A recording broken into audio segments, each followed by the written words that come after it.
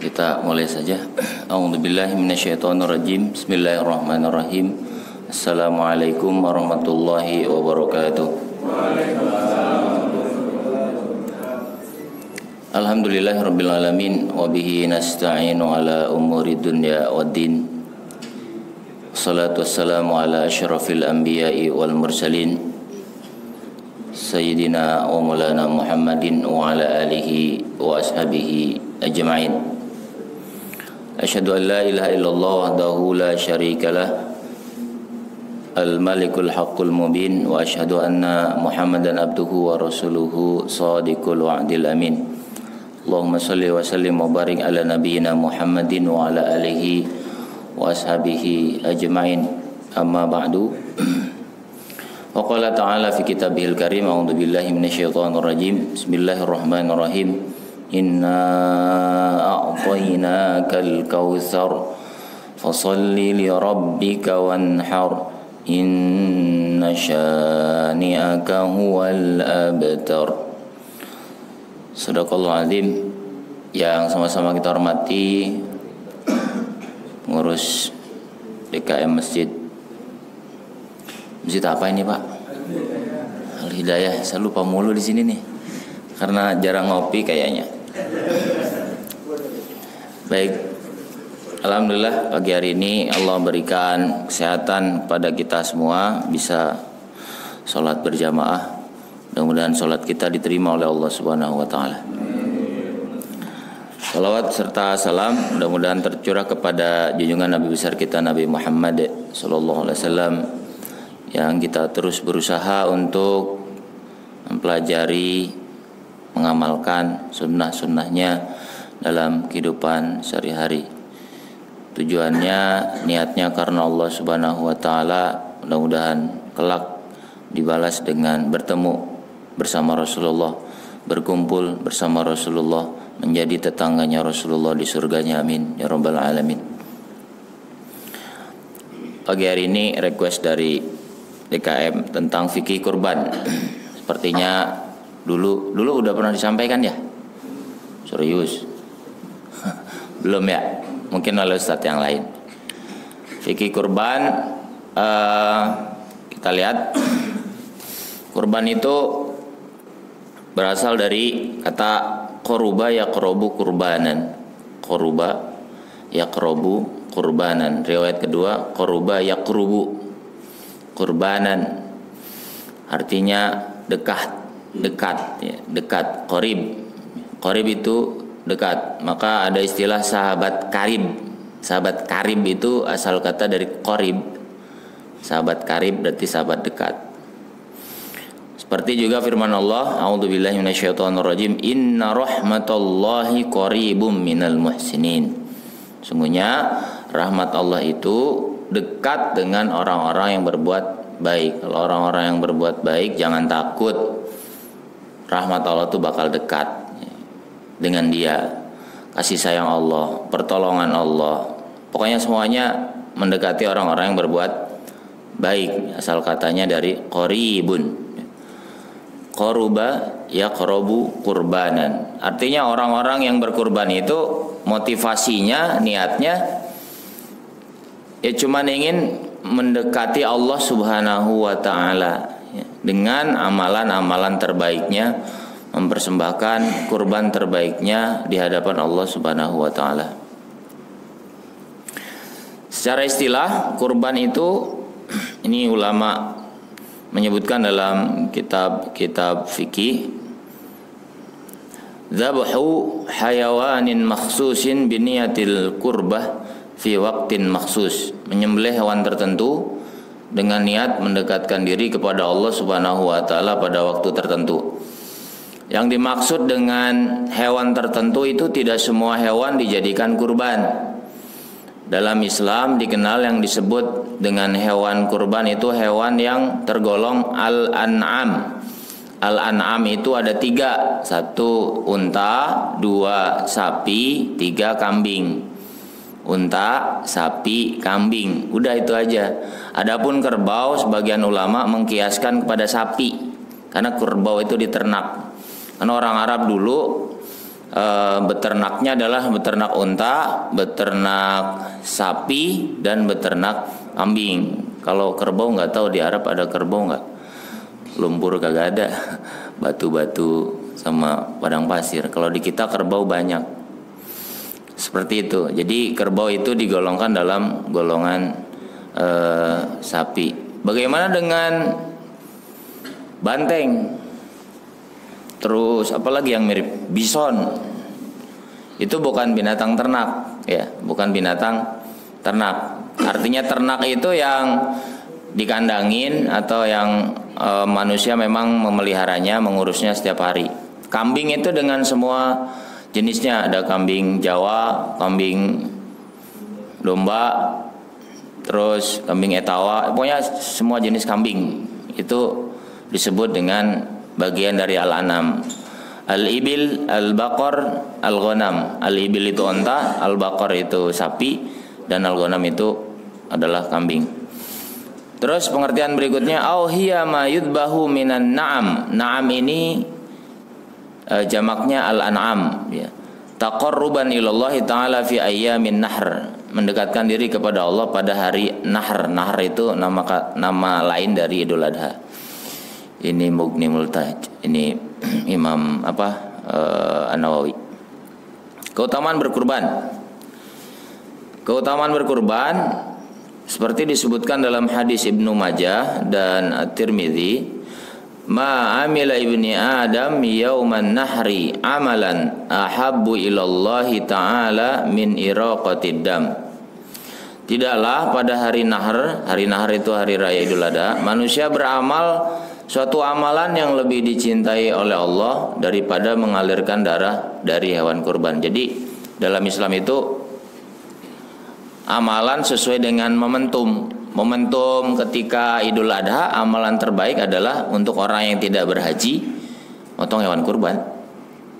Ya, itu amalan paling baik, amalan paling banyak pahalanya. Itu amalan terbaik. Kan ada amalan terbaik, ada amalan baik, berlevel-level. Terbaik, baik. Kemudian yang terbaik ya ini, karena momentumnya adalah Idul Adha. Maka amalan terbaik ketika bulan Ramadan adalah puasa bulan Ramadan.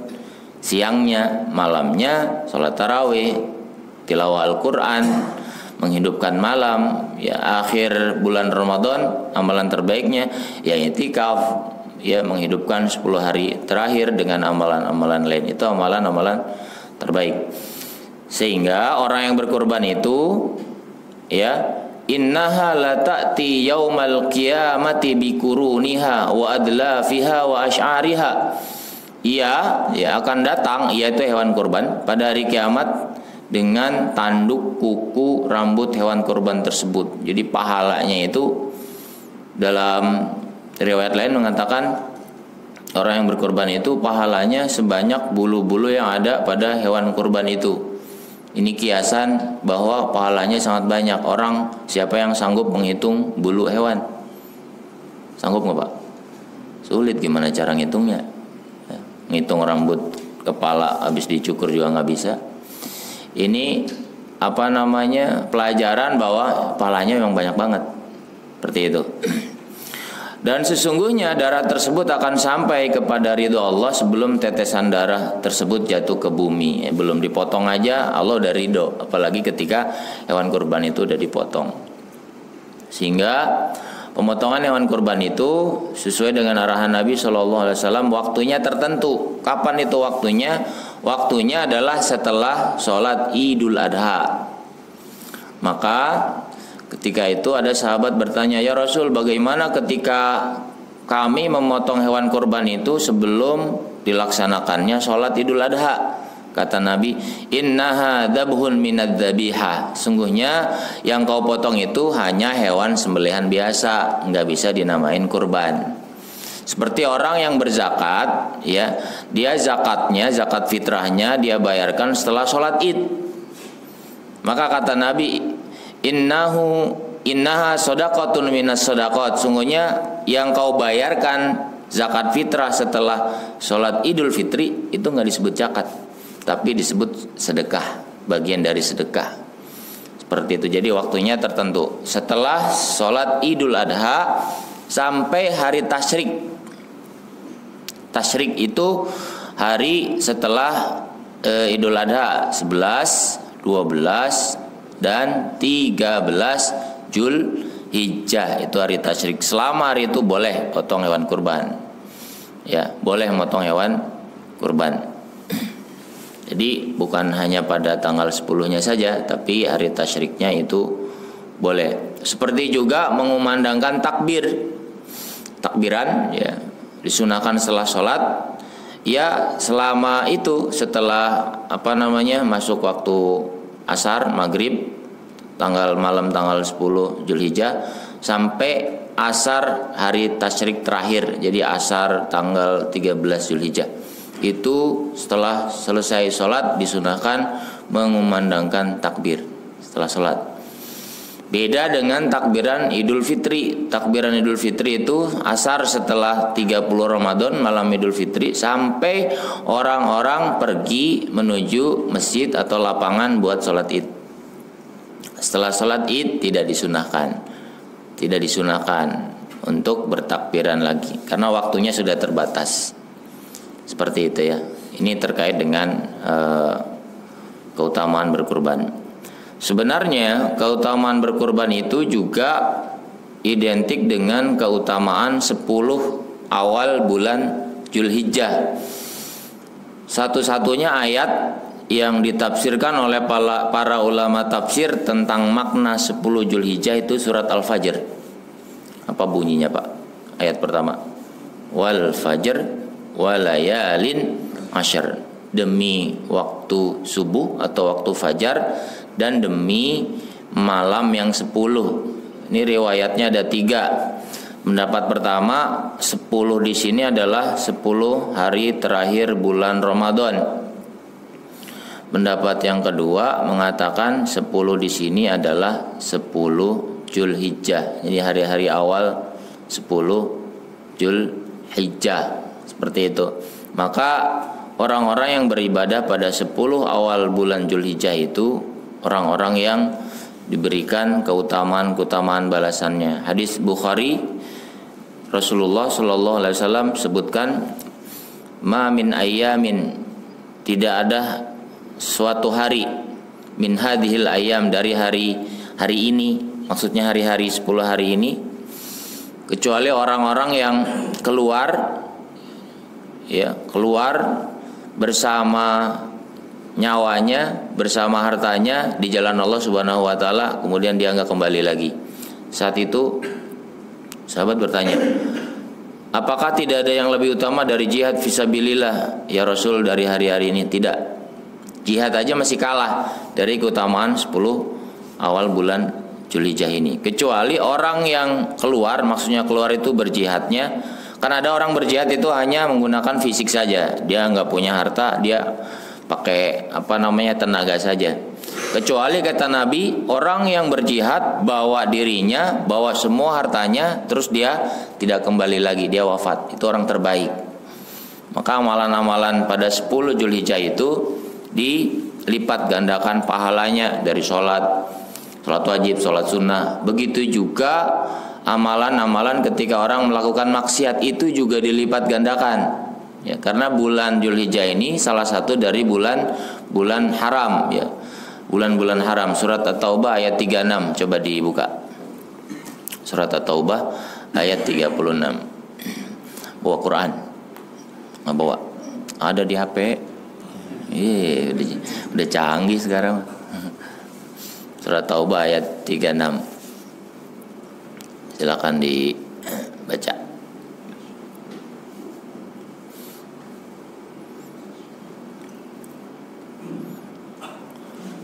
Artinya aja biar cepat. Taubah ayat 36.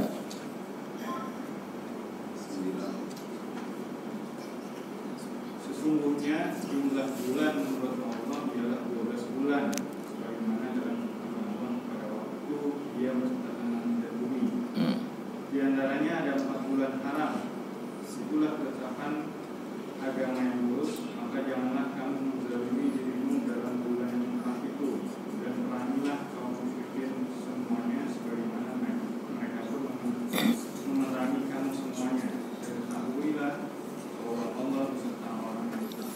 Ya, inna iddatash syuhuri indallahi 12 syahrun yauma khalaqas samawati wal ardi minha arba'atun hurum. Sungguhnya jumlah bilangan bulan itu ada 12 bulan. 4 diantaranya adalah bulan-bulan haram. Bulan-bulan haram tuh nggak boleh menzolimi orang lain, nggak boleh perang. Jadi zaman dulu disediakan memang buat mempersiapkan orang untuk naik haji, ya. Memang ini nggak boleh perang, nggak boleh ada pertumpahan darah, semuanya aman. Apa itu? 3 bulan berturut-turut, ya, Dzulqa'dah, Dzulhijjah, sama Muharram. Satunya kepisah, Rajab, bulan Rajab. Dzulqa'dah, Dzulhijjah, Muharram itu bulan haram, berurutan ya, Dzulqa'dah, Dzulhijjah, Muharram, satunya bulan Rajab, ya. Rajab, Sya'ban, Ramadan, sebelum Sya'ban. Nah, itu bulan-bulan yang dihormati. Makanya haram itu dihormati. Haram melakukan pertumpahan darah, haram bertikai, haram bertempur, haram perang. Jadi memang disediakan orang, karena perjalanan haji kan nggak singkat kayak sekarang. Perjalanannya paling Indonesia ke Jeddah 9 jam, 8 jam. Kalau dulu kan berbulan-bulan ya, 6 bulan, 3 bulan tergantung jaraknya. Jadi Islam itu mengayomi siapa yang hendak menuju Baitullah. Jadi biar aman, ini nggak boleh ada kezaliman kepada orang lain. Ini jadi intinya 10 hari pertama bulan Dzulhijjah itu amal-amal bakal dilipat gandakan. Ya, amal-amal bakal dilipat gandakan. Ini mari ayo sama-sama kita penuhi dengan amal-amal baik wajib maupun sunnah. Dalil kurban kita baca bareng-bareng. A'udzu billahi minasyaitonir rajim. Bismillahirrahmanirrahim. Inna a'tainakal kautsar fasholli lirabbika wanhar. Inna syani'aka huwal abtar. Sungguhnya kami telah memberikan kepadamu wahai Muhammad nikmat yang banyak. Fasholli li rabbika wanhar. Hendaklah dirikanlah salat karena Tuhanmu dan berkurbanlah. Wanhar di sini artinya berkurban. Inna syani'aka huwal abtar. Sungguhnya orang-orang yang membenci kamu dialah yang terputus. Ini dulu pernah kami terangkan terkait dengan tafsir surat Al-Kautsar. Ternyata orang-orang kaum musyrikin itu membuat Nabi bersedih. Apa yang dilakukan mereka ketika Nabi ditinggal wafat oleh putranya yang bernama Ibrahim, ya, ada anak Nabi yang laki-laki meninggal ketika kecil namanya Ibrahim.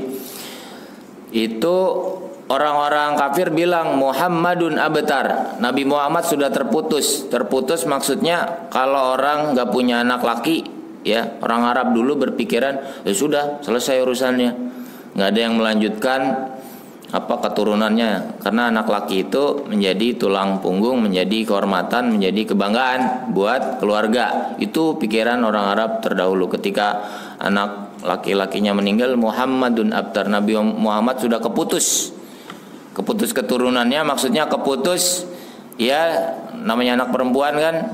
Kalau zaman dulu orang-orang Arab berpikiran dia nggak bisa perang, ya, nggak bisa melindungi kedua orang tuanya. Jadi dianggap seperti itu. Sehingga ketika anak laki-laki yang digadang-gadang calon sebagai penerus keluarganya itu meninggal, itu menjadi bahan ejekan orang-orang kaum musyrikin. Sehingga Muhammadun abtar. Tapi langsung dijawab oleh Allah Subhanahu wa taala, inna syani'aka huwal abtar. Orang-orang yang membenci kamu Muhammad itu yang terputus dari rahmat Allah Subhanahu wa taala, ya. Fasholli li rabbika wanhar. Maka di sini, ya, ulama kalangan Hanafiyah ketika menyebutkan hukum berkurban itu fasholli li rabbika wanhar. Hendaklah kamu dirikan sholat dan berkurbanlah. Jadi kurban itu wajib kata ulama Hanafiyah, karena sholat juga wajib, karena di sini beriringan. Fasholli, sholatlah, dirikan salat, wanhar, dan berkorbanlah.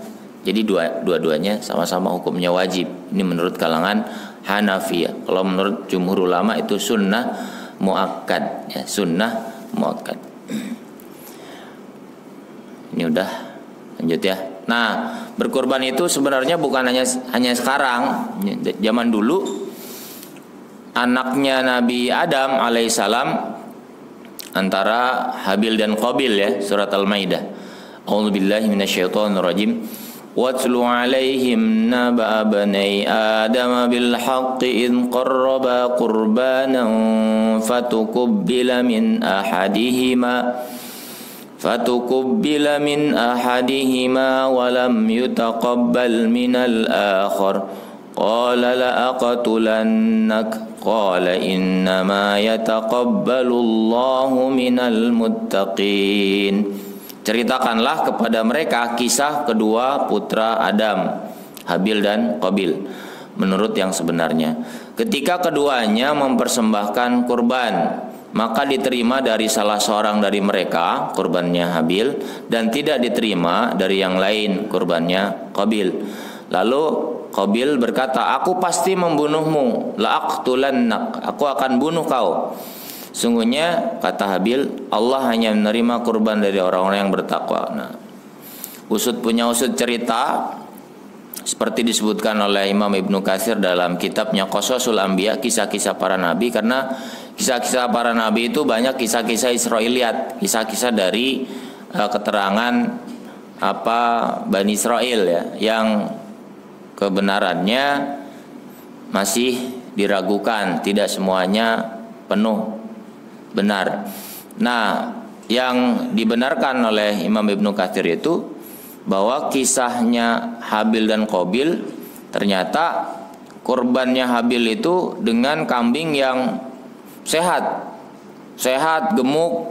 Pokoknya dia mempersembahkan kambing yang paling sehat, paling gemuk, paling gagah, dan mempersembahkan hasil-hasil bumi, tanaman, buah-buahan, dengan hasil yang terbaik. Sementara Qabil itu dia mempersembahkan kurban kepada Allah Subhanahu wa taala, sapinya atau kambingnya itu kambing yang kurus, yang sakit-sakitan, juga hasil buminya tanaman-tanaman yang tidak berkualitas, buah-buahan yang jelek-jelek.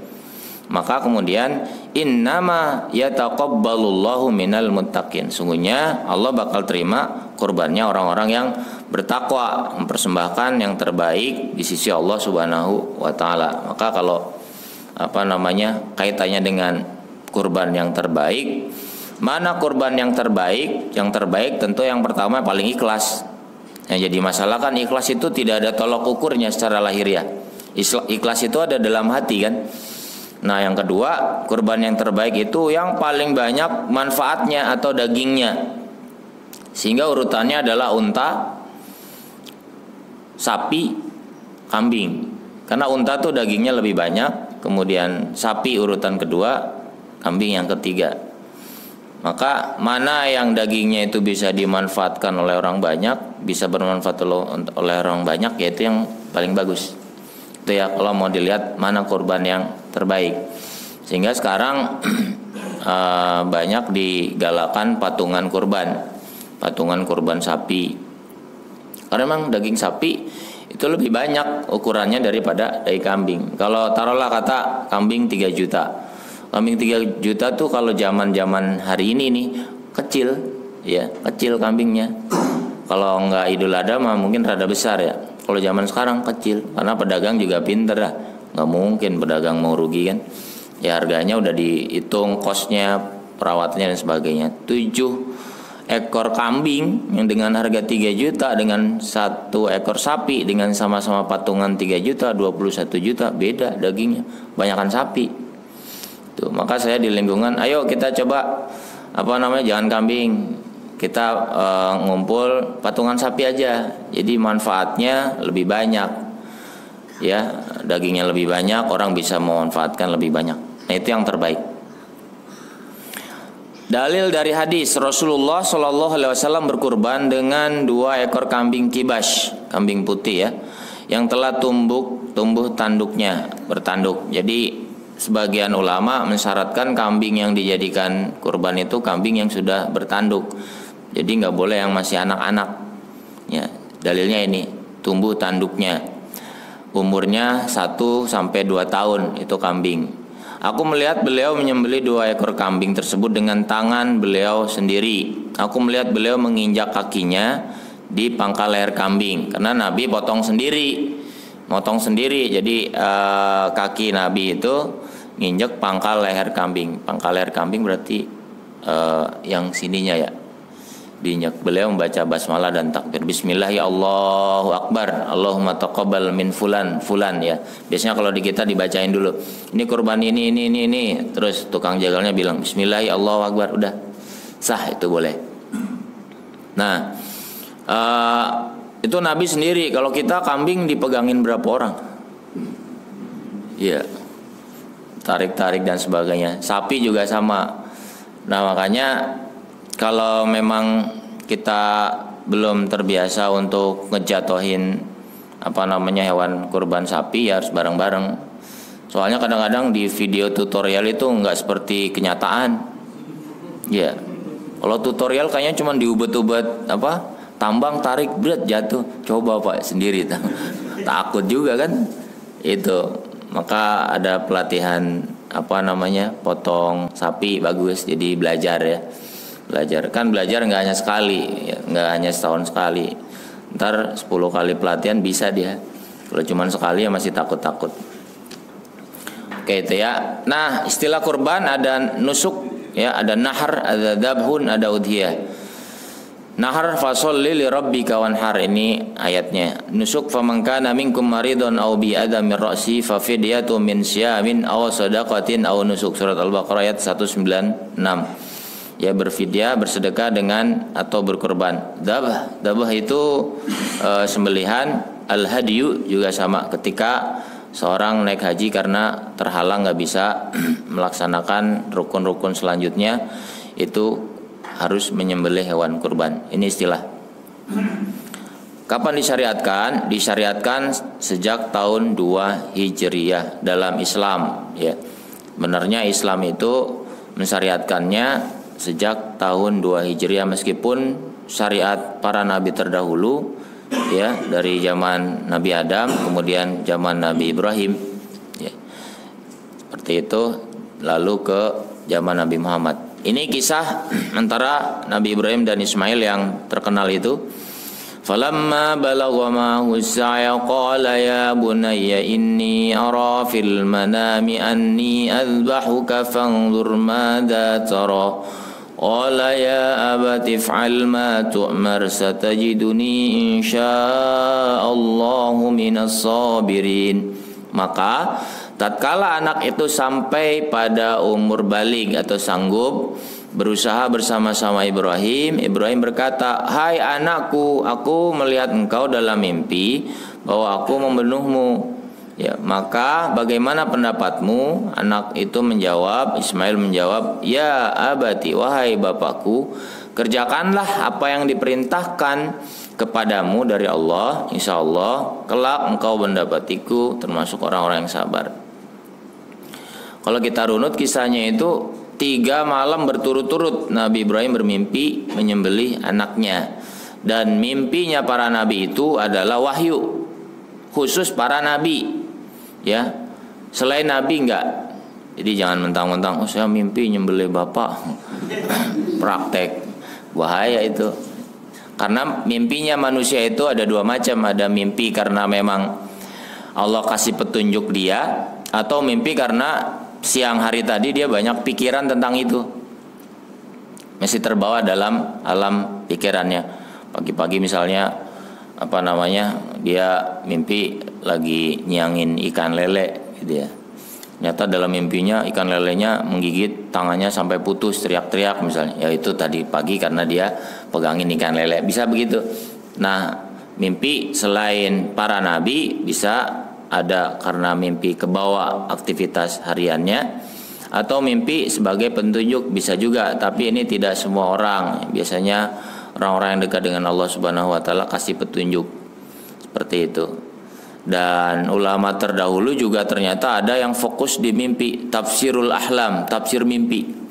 Jadi kalau mimpi ketiban duren, kira-kira makan duren gitu ya, atau apalah, itu intinya tidak pengaruh apa-apa. Maka kata Nabi, kalau mimpi baik, berdoalah kepada Allah Subhanahu wa taala atas kebaikan-kebaikan itu. Kalau mimpi buruk, ya sunahnya kan bangun dari tidur terus meniup atau seperti meludah 3 kali ke kiri, berlindung kepada Allah Subhanahu wa taala. Itu mimpi buruk. Dan disunahkan untuk ngebalik bantal tidurnya itu. Kalau nggak pakai bantal, ya apa yang mau dibalik gitu ya. Kasurnya dibalik, berat lah Pak. Baik, hukum kurban ini tadi saya sampaikan ada 2, ada wajib, ada sunnah. Wajib itu salah satunya dalilnya dari tadi, yang fasolli li rabbika wanhar. Yang kedua, hadis Nabi sallallahu alaihi wasallam, ini Bukhari dan Muslim, man kana lahu sa'atun, barang siapa yang memiliki kelapangan rezeki, walam yudhi, dia belum berkorban atau tidak berkorban, fala yaqrabanna musallana, jangan deketi musola kami. Artinya sholatnya orang itu sia-sia ya, sholatnya itu sia-sia. Riwayat kedua mengatakan sholatnya tidak sah kalau tidak berkurban. Ini yang pendapatnya wajib ya. Imam Abu Hanifah berpendapat ini wajib. Ya, korban tuh wajib kalau dia mampu. Ya, setiap tahun ya, dia mampu ya. Jadi bukan seumur hidup sekali ya. Kalau dia mampu, ya bagus, setiap tahun dia berkorban. Nah, pendapat Imam As-Sunani bilang hadis ini dijadikan dalil wajibnya berkorban bagi yang memiliki kelapangan rezeki ya. Kelapangan rezeki, sehingga setiap tahun, setiap rumah pada tiap tahunnya untuk berkorban wajib hukumnya. Ini kata Imam As-Sunani. Yang kedua, hukumnya tuh sunnah muakkad. Sunnah itu jika dikerjakan berpahala, ditinggalkan tidak berdosa. Muakkad itu yang dikuatkan oleh Nabi Muhammad SAW, seperti disebutkan oleh Syekh Wahbah Zuhaili ini dalam kitabnya Al-Fiqhul Islami wa Adillatuhu. Tajibul udhiyah marratan fi kulli am inda Abi Hanifah. Wajib berkurban sekali dalam setahun menurut Abi Hanifah. Wahia sunnatun muakkadatun inda jumhuril a'immah, dan menurut mayoritas ulama hukumnya sunnah. Jadi kurban itu mayoritas ulama bilangnya sunnah, cuman Abu Hanifah doang yang bilangnya itu adalah wajib. Kenapa? Berdasarkan ini, al-udhiyatu fardun ala Rasulillah sallallahu alaihi wasallam duna ummatihi. Ya, berkorban itu fardu atau wajib bagi Nabi, tidak bagi umatnya, berdasarkan hadis bersumber dari Ibnu Abbas yang telah lalu. Salasun hunna alayya faraidu walakum tatawwu'un. 3 hal yang untuk diriku wajib hukumnya, untuk kalian sunnah. Apa itu? An-nahru, berkorban, wal witru, salat witir, wa raq'ata ad-duha, 2 rakaat duha. Jadi berkorban, kemudian witir dan sholat duha itu buat Nabi wajib, tapi buat umatnya sunnah. Itu. Ini dalil yang kedua tentang hukum berkurban. Pilih yang mana Pak? Wajib apa sunnah? Pilih yang melegakan dan memudahkan bapak-bapak ya. Kalau misalnya lagi belum cukup karena ada kebutuhan, ya nggak usah dipaksain harus berhutang juga gitu ya. Karena ibadah itu yang penting kita sudah berusaha, pas nggak mampu ya jangan dipaksakan. Karena la ikraha fid din, tidak ada paksaan dalam agama ya, apalagi ini ibadah. Terus yang termasuk binatang kurban, ini sapinya lebih gede dari ontanya nih. Ini salah nih gambarnya nih kayaknya nih. Kira-kira harga berapa nih DKM, Pak DKM? Sapi begini ya 100-an kali ya. Ini 3 jenis ini derivatifnya kayak tadi disampaikan, kambing dengan segala jenisnya. Kalau sapi juga dibolehkan kerbau. Kalau unta, tahu jenis unta apa aja ya? Intinya si unta. Ya, unta beneran. Ini kata Said Sabiq nggak jauh beda. Terus cara pembagian daging kurban. Nah, ini suka ditanyain. Daging kurban itu boleh nggak yang berkurban itu makan daging kurban? Ini dalam fikih sunnah. Si pemilik hewan kurban boleh makan bagian yang dibolehkan baginya sesuai keinginannya tanpa batas. Ya, dia pun boleh menghadiahkan atau mensedekahkan sesuka hatinya. Ada pula yang mengatakan dia boleh memakannya setengah dan mensedekahkannya setengah. Dan dikatakan dibagi 3. Mayoritas para ulama fikih itu bilang daging kurban itu boleh dibagi 3. Ini yang paling banyak disebutin dalam kitab-kitab fikih. Fayaqulus sulus wa yahdi as-sulus wa tasaddaq bis-sulus. Ya, sepertiganya dimakan, sepertiganya dihadiahkan, sepertiganya disedekahkan. Jadi boleh yang berkurban itu memakan daging kurban sapi atau kambing boleh. Kita harus bagi dulu itu, ya. Biasanya sih kalau sapi itu untuk 7 orang, paha, karena daging paha itu banyak, paha kanan dipisahin tuh buat yang berkurban. Nanti kalau udah dipisahin dia nggak mau, ya sudah. Kalau nggak mau atau dari awal, Pak saya nggak mau ngambil bagian Pak, saya udah buat ini semuanya. Ya nggak masalah kalau itu, tapi utamanya dipisahin dulu atau ditanya sebelum besok gimana mau misahin apa gitu. Dan itu boleh, tidak dilarang, ya, tidak dilarang. Jadi jangan sampai saya kan kurban nggak boleh makan daging kurban, enggak, boleh, ya, boleh ini.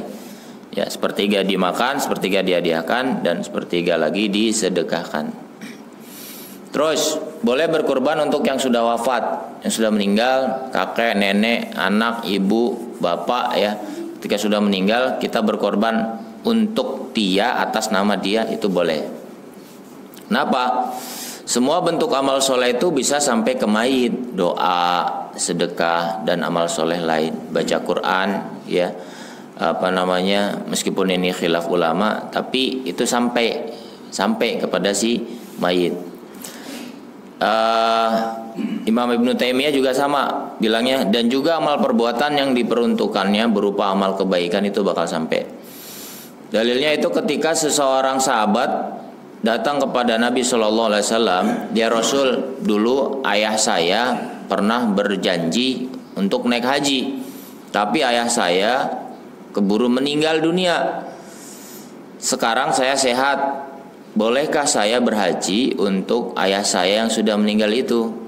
Kata Nabi, silakan kau berhaji untuk ayahmu. Kalau berhaji yang wajib aja boleh, apalagi kurban yang sunnah, tentu lebih boleh. Itu dalilnya. Terus Imam Ibnu Qudamah bilang bahwa ada hal-hal yang bermanfaat untuk mayit, seperti doa, ya, berdoa, mendoain, ya. Terus istighfar, memintakan ampun pada orang yang sudah meninggal, semoga Allah ampuni, diberikan nikmat kubur, boleh. Bersedekah atas namanya, ini saya sedekah 10.000, 50.000, ya, untuk ayah saya, untuk ibu saya, boleh. Dan berbagai kewajiban, berhaji, ya, berhaji dan seterusnya. Ini pendapat Ibnu Qudamah. Upah potong itu kesepakatan ulama berdasarkan hadis, itu tidak boleh mengambil dari daging kurban itu, nggak boleh. Namun gimana caranya? Biasanya yang berkurban itu ada ongkos potong, ya dari situ diambilnya. Katakanlah patungan sapinya satu orang 3 juta, dikasih kelebihan 200 buat ongkos potong. 200 kali 7 kan sudah lumayan, ya, 1,4. Nah itu yang buat tukang jagalnya. Seperti itu. Jadi nggak boleh daging kurbannya itu dijadikan ongkos buat dia. Nih ongkosnya, atau kulit misalnya. Ini kulit semua ambil ya, itu sebagai ongkos potong. Itu nggak boleh. Ya. Kalau bilang ini kulit ambil aja, ini niat DKM mensedekahkan, itu baru boleh. Gitu. Itu baru boleh. Tapi kalau kulit ini sebagai upah bayaran, itu nggak boleh, karena itu bagian dari hewan kurban. Hewan kurban itu bolehnya dimakan, disedekahkan, atau dihadiahkan, itu aja. Nggak boleh dijadikan hukum ongkos. Maka kalau mau ngasih, kasih aja, ya, di luar ongkos potong dia. Itu. Nih, amarani Rasulullah sallallahu alaihi wasallam an aquma ala budnihi wa an atasaddaqa bilahmiha wa juludiha wa jillatiha wa an la u'tiyal jazzara minha qala nahnu nu'tihi min indina. Rasulullah sallallahu alaihi wasallam memerintahkan aku untuk mengurusi penyembelihan unta dan mensedekahkan dagingnya, kulit dan bagian punuknya. Dan saya diamanahkan agar tidak memberi si tukang potong itu dari hasil potongan sebagai upah. Ali berkata, kami memberikannya dari kantong kami sendiri. Gitu. Ini mau diskusi dulu apa mau terus? Ada yang tanyain? Diskusi. Oh, silakan.